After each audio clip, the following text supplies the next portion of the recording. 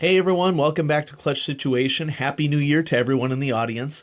I wanted to start the new year off with a bang with several of the gifts that I received during the holiday season. And the first gift that I received is from one of my students. His name is John.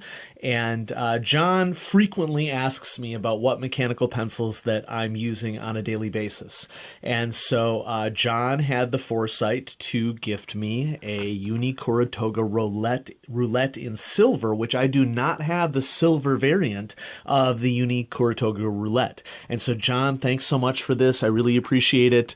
What I appreciate most about it, of course, that people recognize, what brings us joy in our hobbies. And I think John really gets that. So John, shout out to you and thank you so much for gifting me this Kuru Toga Roulette. The next present that I got is from my mother.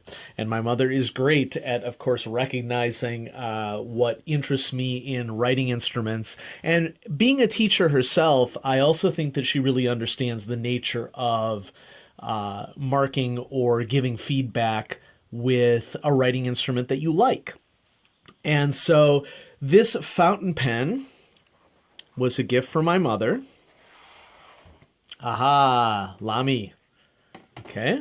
I don't have any Lamy fountain pens. I have lots of Lamy mechanical pencils, but here is a Lamy fountain pen. So let's go ahead and, with no further ado, break it open. Kind of a fun fold-out box.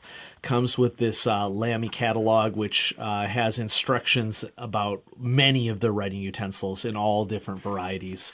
You know what? Let's just peruse through it while we're here, because then even if you're a mechanical pencil enthusiast, you might see a pencil that you like.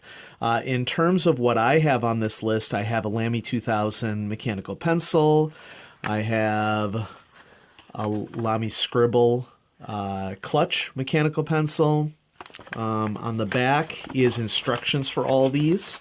And when I look at these instructions, what I'm mostly seeing is more of the luxury brands that Lamy puts out. And so, feel free to pause the video and check out each of these. I think what I'll do here is I'm going to bring it a little closer to the camera if I can get it to focus so that you can sort of look at all of them. Ooh, look at all the Lamy goodness. Love it. Well, what I have here for you today is the Lamy Studio in olive green, which this is the limited edition Lamy Studio for 2019. Some retailers started selling it in December, and so I was like, ooh, Mom, great Christmas gift for me. And some retailers haven't started selling it, I don't think, yet. And so I don't think by the time this video is posted that it will be too late for you to check that out. But it comes in a really attractive brushed finish olive green. And those of you who in the audience who know me personally know that green is my favorite color. Granted, forest green is my favorite color, but just getting writing instruments in green is just like a real chore. Before we dive right into it, I just wanted to point out that it did not come with a converter. I had to order that separately. We have a classic Lamy blue cartridge, okay? And then this is the little thing that slips onto the pocket clip. Olive fine. It comes in a fine point. And this is the original nib. Let me see if I can extract it from there. Oh, look, I have a tool sitting nearby. This nib is what came with the pencil. Okay, and it's a fine nib, Lamy fine nib. I started writing with it right away. I had some final grading that I had to do for my university course, and I found that it was really just putting out way too much ink for my taste. And so I ordered an extra fine nib, and the extra fine nib is what I have on this thing right now. Really like the weight of it. It's not too heavy. I was a little worried that it might be too heavy for my taste, but I've done a huge amount of feedback for my university course with this, like 33 solid pages of feedback with this pen, and it performed admirably. Has a really strong pocket clip. It's going to stay attached to your pocket or, whatever you're carrying really, really well. It also has this fun airplane propeller design on it where it's flat here and then you get a 90-degree turn and it's flat here.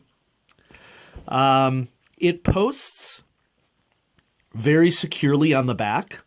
And I was watching some videos from other people, and I guess the idea behind that is that by getting it to post like that, you're less likely to get scratches and scrapes when you do actually post it. So posts, and the reason why it posts is because there's a very thin line around the edge here that allows you to post the pen. Okay. Smooth stainless steel grip. Not my favorite grip in the world, but I think on a really classy pencil like this, I'd rather have a really nice looking stainless steel grip than anything. And this is really an upgrade for me in terms of getting into the fountain pen hobby, in that this is the first fountain pen that I've owned that has a replaceable nib.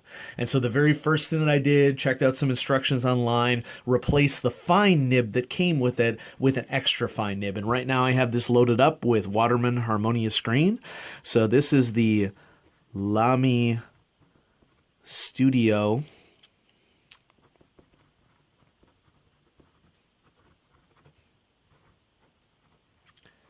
I've noticed, and I'm not the fountain pen expert, that compared to my platinum fountain pens and Pilot fountain pens, that the Lamy nibs tend to write a little wetter than either of those two.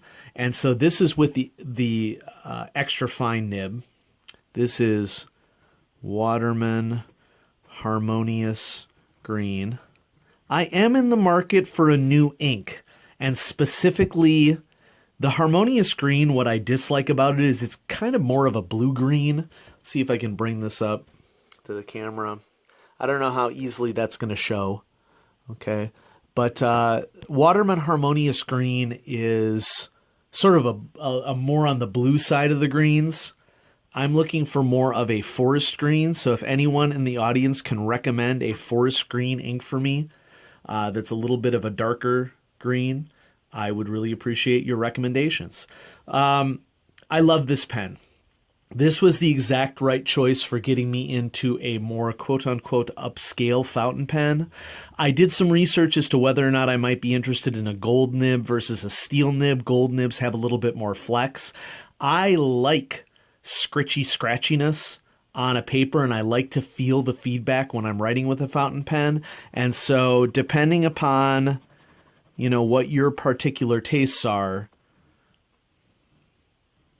a steel nib is going to be a little bit more rigid than a gold nib. And a gold nib is ridiculously more expensive.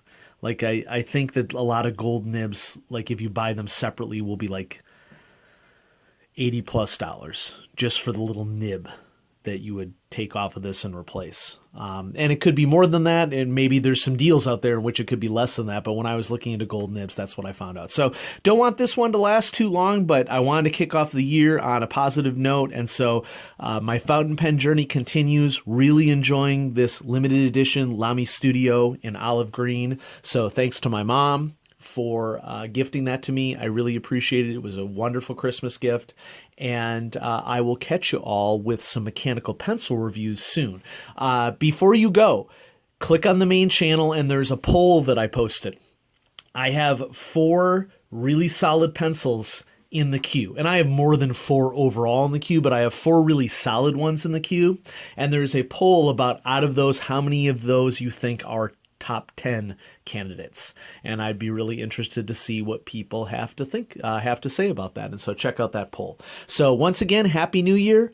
Hope you had a great holiday season. I will catch you soon. Bye-bye.